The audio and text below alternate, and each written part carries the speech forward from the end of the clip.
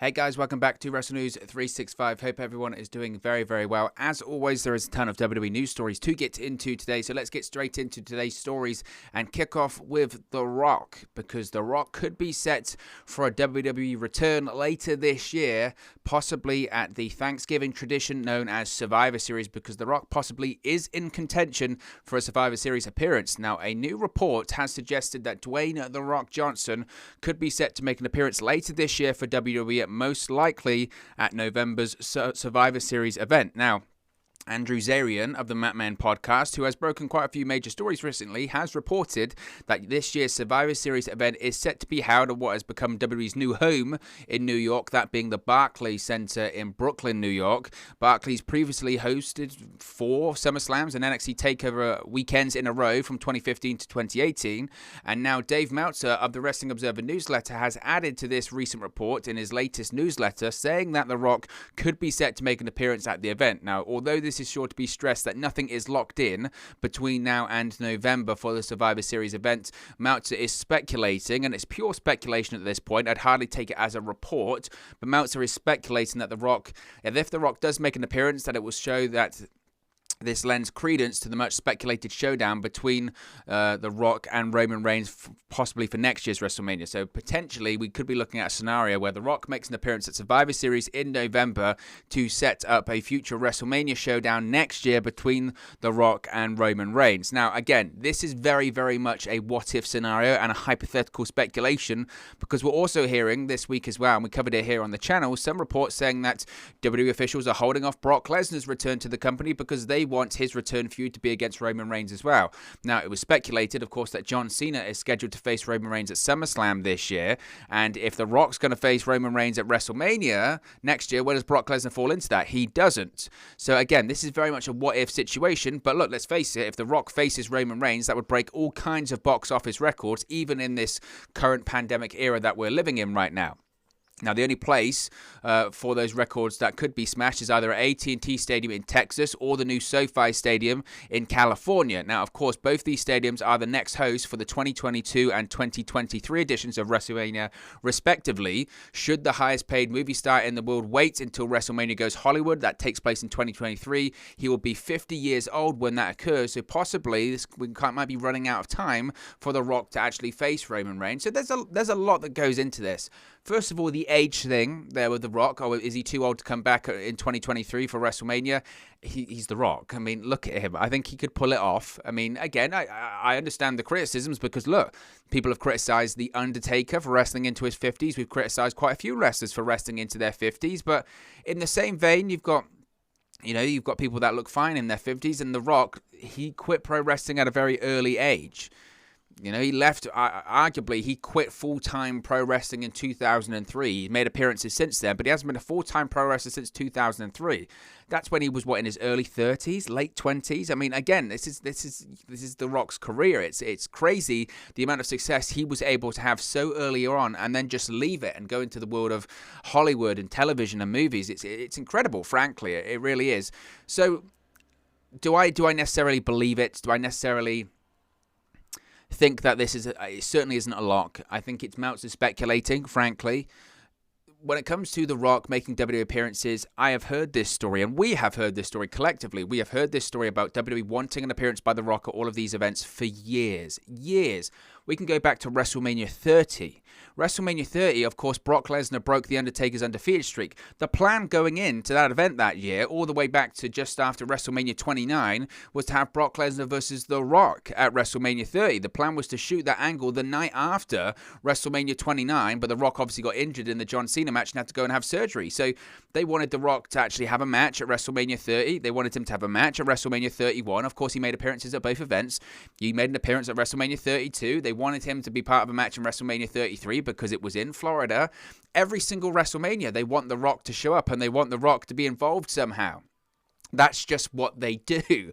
So to say this report saying, well, it's going to be in New York, so WWE wants The Rock for this event, that's easier said than done. Basically, it's not a case of if WWE wants The Rock. WWE wants The Rock at every single show they ever do.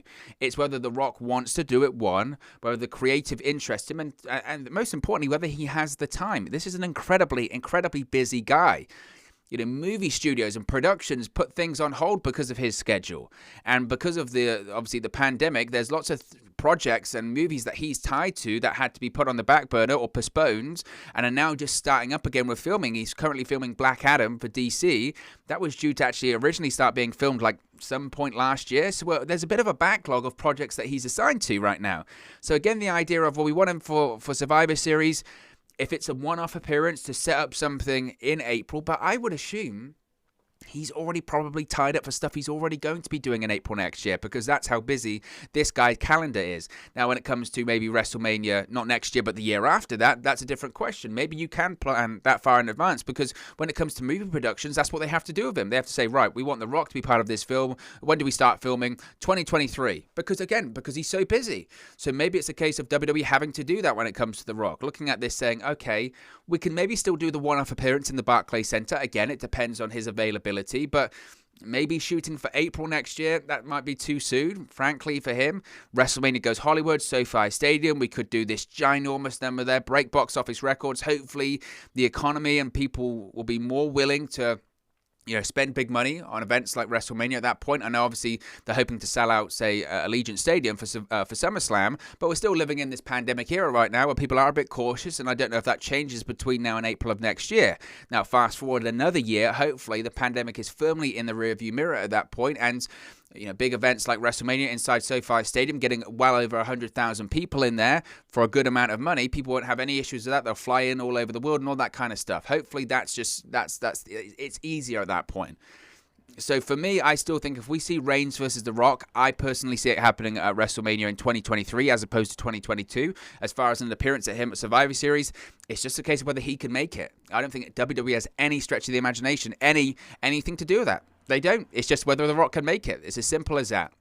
Now, speaking of WWE as well, we have some updates, unfortunately, when it comes to more releases, and WWE officials are reportedly looking at making more releases from the company. Now, WWE recently, of course, parted ways with a number of superstars who were told they were being released as part of budget cuts. Now, word via Andrew Zarian of the Mat Men podcast is that there will be more releases made as the company continues to look to cut back on contracts. Now, it was reported earlier this week that there was a push among many within WWE who think Aleister Black should be brought back to the company. Now, Zarian reported on Mat Men that there are a lot of people within WWE who believe the company never really intends on fully releasing some wrestlers, and that some of the cuts are just a contract move so they can renegotiate deals. This has certainly been a point of discussion when it comes to, say, Braun Strowman. People think that Braun Strowman's going to go back to WWE just on a lesser contract at a later date. This might be some kind of negotiation tactic by the company. Now, this way of doing business is not official, but it's heavily speculated on within WWE, and people are said to be very unhappy with the possibility of that happening due to the fact WWE could terminate contracts in the middle of a wrestler's deal in order to renegotiate just to give that talent less money. It was noted that this isn't something WWE does often, and this isn't the first we've heard of the practice, but if true, it would be a new method of doing business for the company. It was also said that WWE management does not want to does want to cut back on contracts, and because of that, more releases are coming. Now, there's no word yet on exactly when the next round of cuts will be made or who is being released, but it was noted that the last round on June 2nd was not the final list of cuts. Now, of course, since mid-April, WWE has released a number of wrestlers and made several office cuts amid corporate restructuring. The following superstars have been released since the first round of budget cuts on April 15 of this year: Wesley Blake, Bo Dallas, Chelsea Green, Tucker Knight, Kalisto, Peyton Royce, Billy Kay, Mickey James, Samoa Joe, Ruby Riott, Aleister Black, Braun Strowman, Santana Garrett, Lana, and Buddy Murphy. They also released Lars Sullivan, Steve Cutler, and Andrade leading up to the months of April, but for differing reasons. So it looks like there's going to be more releases and cuts to come. I think it's interesting. I think it's interesting that basically this report is stating that there is a belief within WWE that some of these releases from the company and some of these terminations from the company aren't necessarily because they want them to leave the company, but more so because they want to bring them back on less deals. Instead of renegotiating at the end of the contract or having a discussion where they say, look, we don't really... The thing is, they can't go to a talent. This is the thing. They can't go to a talent. This isn't like Bret Hart in the mid-90s. Vince McMahon or whoever does these contract negotiations can't go to a talent and say, we can't afford your contract, because they'll say that's BS. I listened to the most recent investor call when you told all of these stockholders and stakeholders in the company that you were more profitable than ever and had more revenue than ever. So they can't tell them, well, we can't afford to keep you anymore, because that's not true. WWE can afford to keep them anymore. They just don't want to keep them at that high of a price. Now, was the WWE roster bloated? Yes, it was. But that comes from a couple of years of a policy of hoarding talent to prevent them going to an AEW or a New Japan or wherever. They were threatened by competition, so they got all of these talents under contract, and now they don't want them under contract anymore. Now, obviously, it's WWE's prerogative to release talent that they don't want, or if they don't feel a talent is worth the money that they've paid them previously or agreed that price, it's up to them. Unfortunately, talents are independent contractors. They're not employees. WWE has the right to terminate their contract whenever they want. But the idea of a practice whereby they're saying, actually, we want to keep you. We don't want to keep you at this price, though. We're going to release you, and then we'll reach out again in a month's time or a couple months' time. We'll reach out and we'll say, actually, do you want to come back? But we don't want you to come back on this deal. We want you to come back on this deal. Look, at the end of the day, it's business. I get it. And I don't like to see anyone lose their jobs, but I understand it's business, and business, especially WWE, they're a corporate, publicly traded company. And look, they are ruthless, absolutely ruthless. When it comes to dollars and cents, they are one of the most ruthless companies in general out there. But that's big business. When you become $1 billion company, you don't get there by playing nice. You get there by just being ruthless, and that's what they are. But the idea of them cutting talent just to renegotiate later on down the line, it's a pretty... Well, I guess it's not illegal or anything like that. It's just morally ethical. You know, it's morally... There feels like there's some form of ethics in there, doesn't there? We're going to let you go to bring you back, but at a lesser deal. Okay, so you just didn't want to honor my contract, basically. You know, it's stuff like that just makes you feel a bit uncomfortable, because when you hear that, you just go, because you know there's nothing wrong with that, you know, again, from a legal point of view, but you look at it and you just question the morals of it, and you say, well, that's not very nice, you know, that kind of stuff. So I don't know. Again, it's horrible to hear that these cuts are coming, but apparently they are. Now, I want to talk about Triple H, because Triple H had his NXT TakeOver In Your House media call yesterday, and it was very apparent Triple H was in a bad mood. Sometimes on these media calls, Triple H can be very open with the media that's on these calls. Sometimes he can be very prickly, shall we say, and very, not aggressive, but he can be very biting, and sometimes with nobody provoking him. Sometimes Triple H can just be incredibly just, without any kind of like digging questions. Sometimes these, you know, a journalist on these calls or on any call in any form of journalism, they ask a question knowing they're going to get a reaction. But sometimes Triple H on these calls just goes off on one, and he certainly did yesterday. And some of the quotes he said I thought were absolutely ridiculous. Absolutely ridiculous. Now, as I mentioned yesterday, he hosted a media call to promote NXT TakeOver In Your House, and he was asked about comments Mickie James made about wanting the best women's wrestlers in the world to appear at the upcoming NWA All-Women's pay-per-view, irrespective of their contract status.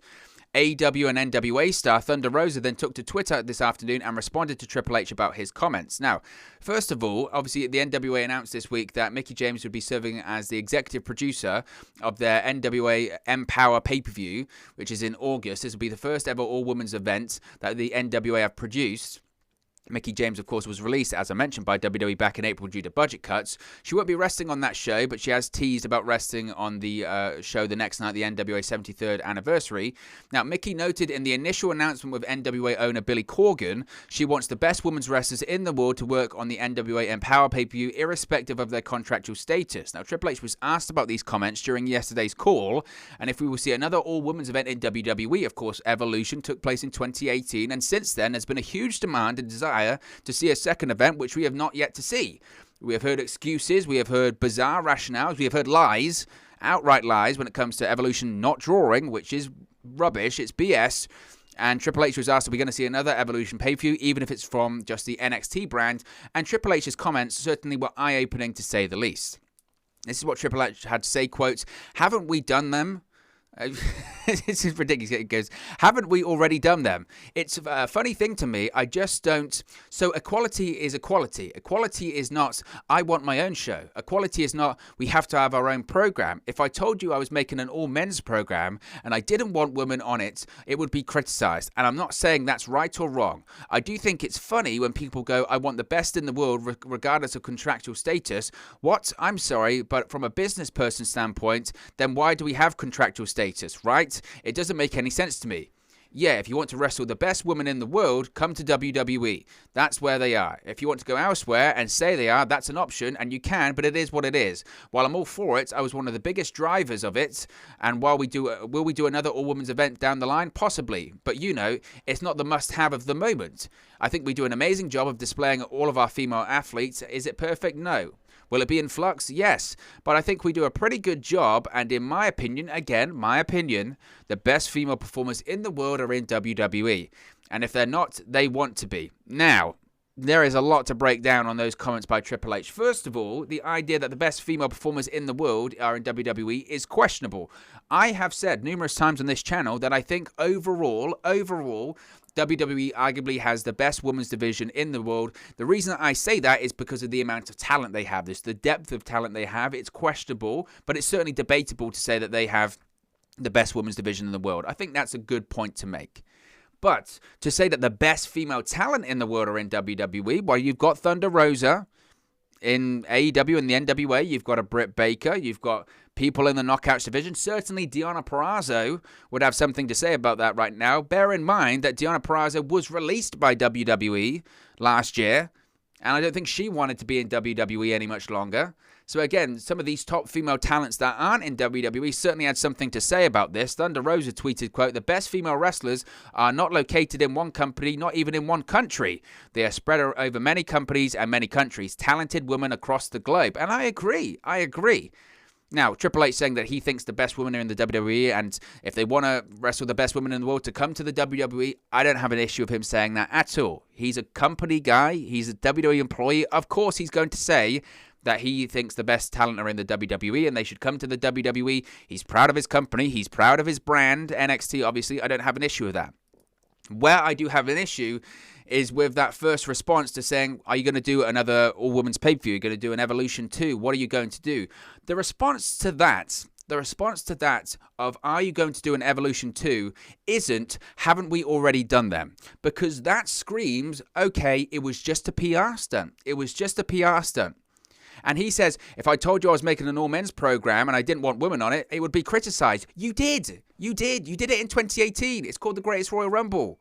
It's called Crown Jewel. That's the reason Evolution happened, is because as part of that Saudi deal, women weren't allowed on the shows. So they realized, oh dear, people are criticizing us for this. The stock price was going down, not just for that reason, but for other reasons involving that Saudi deal. They made Evolution as a PR stunt. Look how much of a driver of the women's evolution we are. We've got our own women's evolution pay-per-view. Great. See? Don't look at us anymore. Don't criticize us anymore about the WWE and our shady business deals and our past treatments of our female talents. Now, yes, of course, WWE is a driver of women's pro wrestling. 2 out of the last 3 WrestleMania main events have involved female talent. But again, this is where it gets crazy for me. This is where I just don't understand it. This is where I don't understand it, is they don't do an Evolution 2. The reason they don't do an Evolution 2 is because they say it didn't draw.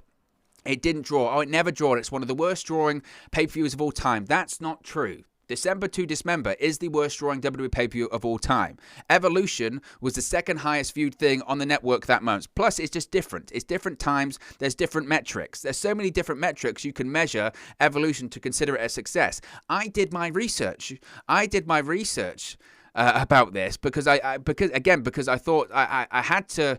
I don't want to come into these videos and be one of these people that just spouts off stuff that's not true, or I don't have any of the facts on, all that kind of stuff. I did my research. I did my research, and I wanted to see, okay, what other metrics can you measure Evolution against? Well, of course, Evolution, Nassau Coliseum sold out. Now, people say, well, it's a smaller building, so they should sell out. Okay, if you want to measure it against other metrics that are important, certainly to WWE nowadays, look at it just in terms of YouTube views. Let's take the Ronda Rousey-Nikki Bella feud. One of the headline feuds going into that event, Ronda Rousey-Nikki Bella. Listen to some of these numbers, okay? The full match, Ronda Rousey versus Nikki Bella from Evolution, was posted on YouTube, 72 million views. As of right now, 72 million views. The contract signing they did before Evolution, 20 million views on YouTube. I'll carry on. Ronda Rousey beating up the Bella Twins security, 11 million views. I'll carry on. The Bella Twins attack Ronda Rousey, 26 million views.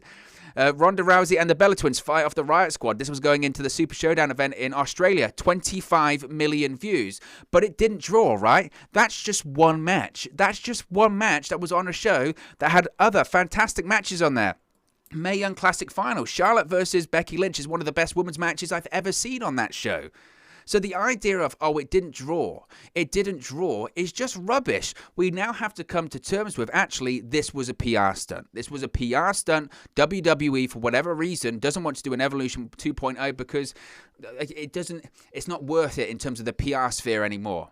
And for Triple H to say, well, equality is equality, okay, that's fine. If that's the statement you want to make, I agree. Equality is equality. But if you're going to say equality is equality, and that's the reason you don't want to do a women's pay-per-view because they should have equal footing as the men in everything else, then make them have equal footing as the men. But they don't. You can't say equality is equality and have more male talent on the roster than female talent. If equality is equality, it should be equal. What about the ginormous pay disparity between male talent and high-ranking female talent? A high-ranking female talent doesn't even make as much as a mid-carder if you're a guy in WWE, but equality is equality. That should be equal as well. You can't use these things as excuses. You can't use these things as excuses and say, well, actually, we can't have an all-women's pay-per-view because then you want an all-men's pay-per-view because equality is equality. It doesn't work like that. It just doesn't work like that. And the response that he said straight away tells you everything you need to know about WWE's desire to do another all-women's pay-per-view is, haven't we already done them? It makes you feel like, tick, we've solved women's equality, done. No, you haven't. No, you haven't. It's a bad answer. And it tells you everything you need to know about WWE's desire to do another women's pay-per-view is because they've already done it. Tick it off the list. It's done. Now, Triple H wasn't over on this media call because, like I said, he was in one hell of a mood yesterday. Now, there was some discussion on this media call. He was asked, ironically, by Dave Meltzer from the Wrestling Observer newsletter, he was asked about fans being frustrated with following the NXT product after seeing their favorite talent being misused on the main roster and how it affects the fans' enjoyment of NXT. Now, Triple H had this to say about this. He said, quote, one way of looking at it is misuse, and the other way is that things don't always pan out. What a corporate answer. There are players that play in the NFL, they play college football, and people can't wait for them to get to the NFL. And when they get to the NFL, it doesn't always work and doesn't always pan out. You can say a team misused them or mismanaged them, or the coach of the team that they played for didn't put them in the right role. It could be a million reasons. It could also be that sometimes talent doesn't fit in a particular place, or talent got to a particular place that was in the end of their growth curve. Sometimes it doesn't work. There are a lot of factors. Now, this is where Triple H really showed his true colors about what he thinks about fans that have been recently criticizing NXT, because there's been a lot to criticize about the Black and Gold brand, especially pretty much since they moved to the USA Network. He continued talking more directly about the frustrations of fans and how they watch NXT, saying, quote, as NXT has grown, one of the things that has changed, people say, what is NXT? Is it strictly developmental and you are looking for everyone to move on, or is it its own brand? It'll be an interesting place. The criticisms a year or two in, that was a heavy knock on NXT. It was always said, how can I get into this brand? Whenever I get excited about a talent, they move on. It kills me for the brand and I don't like it. It was a heavy criticism. That was the first 3 or 4 years. Then it switched and the brand changed again. There will be some talent in this position for a long time. They might not fit in different places, or they might not go different places. Some talent don't want to leave and expand beyond. Maybe the schedule doesn't work for them physically. Whatever it is, it's funny to me that everyone is so worried about where everyone is going to go or land and how it will play out long term. How about watch it? Do you like it or not like it? Do you have to say, I like it, but I like this other thing more? Watch it or don't. And stop trying to figure out where everything goes. Fans ruin their own stuff half the time, trying to figure out where everything goes and how, and then search for the thing to find out what it is that they can ruin it for them so they are not surprised when it happens. I don't understand that. I'm thrilled with what the brand is and where it is. Do I want it to get better? Yes. Do I want it to grow and expand? Yes. People will take this line and use it out of context, but it's a marathon, not a sprint. I'm not here to make a brand that is around for a few years or a few minutes. I want it to be long-term. How is it long-term? It morphs and evolves. It shouldn't be the same. If it's the same 3 or 4 years from now, then we made a mistake. It's just like people. You grow. Ugh, what a lot to break down there. I'm not going to go into all of it. It's Triple H going off on fans, going off on pro wrestling media and fans on a pro wrestling media and fan call. I find incredible. Incredible. Nevertheless, I think there is some really telling things that he says in there. Really telling things. The most important line that I got from this is this one here, where he says, how about watch it? Do you like it or not like it? Do you have to say, I like it, but I like this other thing more? Watch it or don't, and stop trying to figure out where everything goes. Basically, he's saying, stop telling me my product sucks and stop telling me that you like AEW more. This is a guy here. This screams. NXT was praised universally for so many years when they were on the network and they were doing the first TakeOver specials, and it was kind of an underground thing. They did great shows. They had simple storytelling. It was a 1-hour show. Everyone enjoyed it universally. Pretty much everyone was into it because it was different to WWE. It was kind of the extension of the independent scene with a bit more glitz and glamour, and it was great. People liked it. And Triple H liked people telling him that they liked it. Triple H liked having all of the acclaim from ex-pro wrestlers and other people in the industry and fans saying, oh, it's the best kept secret. It's the best thing on television. It's way better than WWE. He loved it. He absolutely loved that. What he didn't like is that AEW was on Wednesday nights, NXT moves to Wednesday nights, and WWE was thinking, well, WWE will beat AEW, and then everyone said, actually, I prefer watching AEW. Now, I know a lot of people don't like AEW, and I know some people will say there's so much in AEW I don't like. I agree, there's parts of AEW I don't like as well. Certainly, there's holes to pick in that program, it's not perfect. But what is very, very obvious here is Triple H hates that people say, I don't like NXT, I prefer to watch AEW. He hates it. Why else would he say, do you have to say, I like it, but I like this other thing more? Watch it or don't. The idea of watch it or don't, or if you don't like it, don't watch it, is basically saying, I don't care. I'm not going to conform to what you like or want. Remember, this is the same thing. And this is the same company that always says the fans are the real decision makers. The fans choose the direction we go in. The fans choose who gets over. The fans do this. The fans do that. Triple H is basically saying the fans that are wanting NXT to improve and want to watch that show and want to enjoy it because maybe they don't like AEW, Triple H is saying, it doesn't matter. We're going to do what we do anyway. If you don't like it, don't watch. What kind of mentality is that? If you don't like it, don't watch. When you say, if you don't like it, don't watch it, that's the kind of thing you say when you know your show actually is boring or it sucks or it's got problems, but you've given up trying to improve it. Instead, you're just fine living off this small pool of people, this elderly audience you've got, this small pool of audience you've got on a Tuesday night or Wednesday night, whatever it was, telling you how great it was and chanting NXT, NXT, NXT all over again. I understand it. If you don't like it, don't watch. But the thing is, people aren't watching it, and they're still saying they don't like it. And the reason they're not watching it is because they don't like it. That's how this kind of stuff works. So again, he was very, very prickly on this call yesterday, and it was kind of fascinating, frankly, to listen to, because Triple H was very grumpy. He was grumpy game yesterday. Speaking of Braun Strowman and people being released, Braun Strowman has responded to reports when it comes to his asking price for the independent scene in his post-WWE career.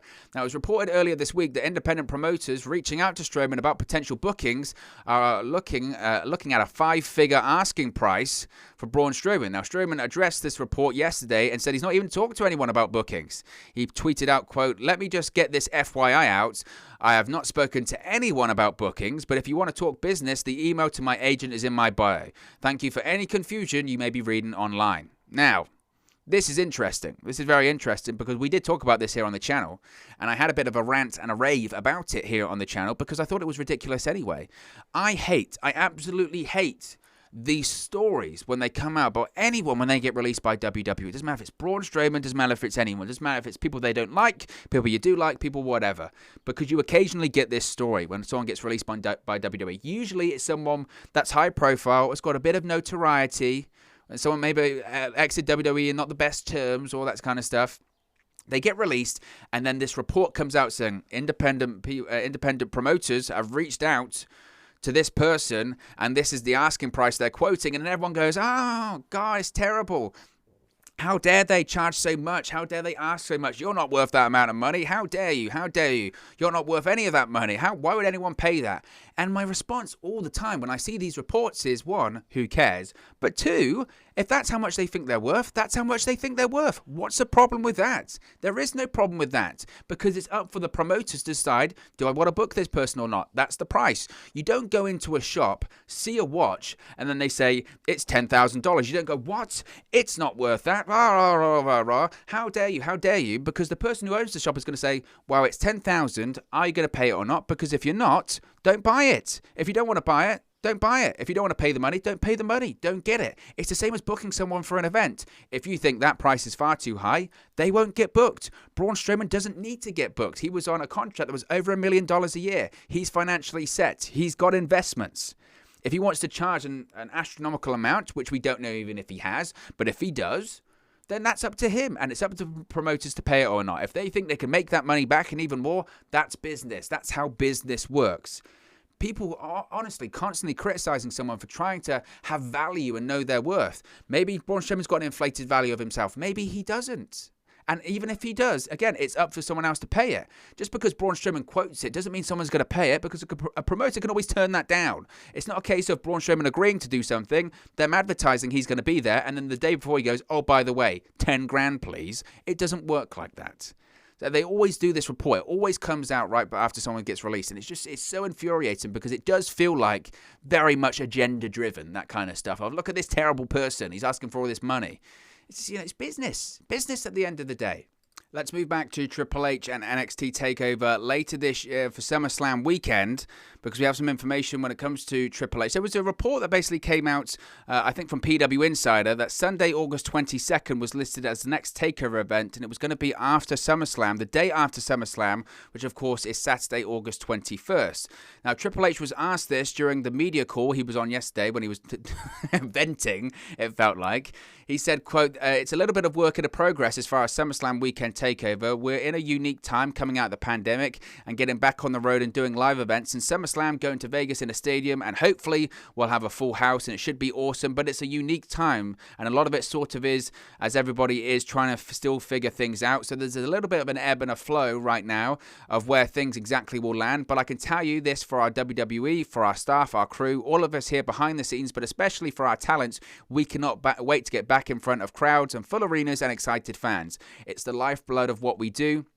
Never having thought we'd experience it once you go through having no fans, it makes you realize that everything we do, and we cannot wait to get back in front of them and show them what WWE really does again. But it'll be an evolving process as we get into the summer months and into the fall. Again, the lifeblood is fans, but if you don't like it, don't watch. Pretty mixed messages.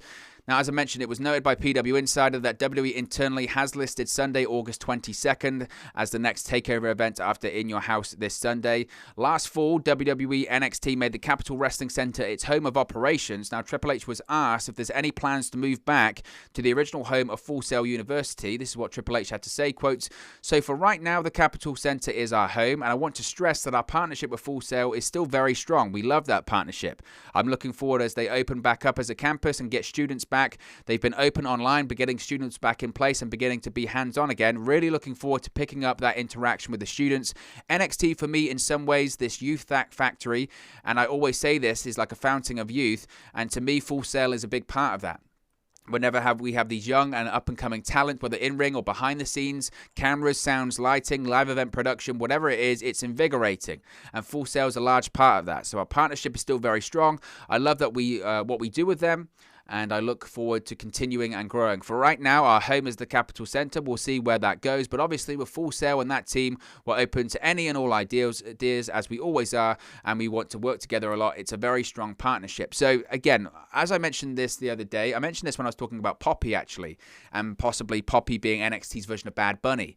I could see a situation where maybe Poppy teams up with Io Shirai during the takeover of SummerSlam weekend, whether that's against Dakota Kai and Raquel Gonzalez or Candice LeRae and Indy Hartwell. Time will tell. But Triple H and all of these reports coming out that saying we are going to get a takeover during SummerSlam weekend.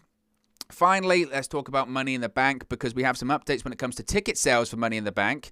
And it's very interesting because WWE had their tickets for their first run of live shows go on sale in late May for SmackDown for Houston, Texas on July 16th, Money in the Bank on July 18th, and Raw on July 19th. Now, Dave Meltzer has noted that SmackDown in Houston did originally sell out. However, some of the arena was closed off. WWE opened up more seating for the show, and it's no longer sold out. It is expected to do well, although it might not be a complete sellout. Money in the Bank in Fort Worth, Texas is close to selling out. WWE is opening up more seats for Raw in Dallas, and Meltzer noted that tickets for the show are moving slower than usual for a Raw in the city. WWE has announced the next 3 dates in late May for SmackDown in Cleveland, Ohio, a Raw in Kansas City, and SmackDown in Minneapolis. Meltzer noted that ticket sales for the shows have not been so good at all, and that tickets for the Kansas City show have been real bad, while Cleveland had been average. So time will only tell. Obviously, as I mentioned before, I think those opening shows, that opening week of shows, when it comes to SmackDown, Money in the Bank and Raw, probably will do fine. It's the weeks afterwards, once you have to start fully touring again. That's going to be the real indication of where WWE is looking at in this post-pandemic world. But look, guys, as always, this is just one man's opinion. What are your thoughts on all of the WWE news stories we've spoken about today? Let me know your thoughts in the comment section below. I'll do my best to respond and reply to all of your comments. Really enjoy interacting with you guys talking about WWE, AEW, Impact Wrestling, New Japan Pro Wrestling, all things pro wrestling here on the channel. So be sure to get involved with the community. Drop a comment below. All opinions are welcome. If you have enjoyed this video, please do smash a like on the like button too. Really does help us out here on YouTube. Got the rankings and get to people's recommendation feeds if they haven't seen our videos previously. But most importantly, if you haven't already, please do subscribe to Wrestle News 365. You can do that by clicking the bottom right corner of the screen right now. Or if you wait a few seconds, there'll be a subscribe button at the end of this video along with another video for you to watch. Thank you very much for watching, listening, streaming, or have you come across this video today. And I'll speak to you again very, very soon. Hey guys, thank you for watching, listening, streaming, or however you come across this video today. Be sure to click on the video on the right there to watch our next video, or click the bottom there to subscribe, or the bottom right hand corner. Thank you very much, and I'll speak to you again very soon.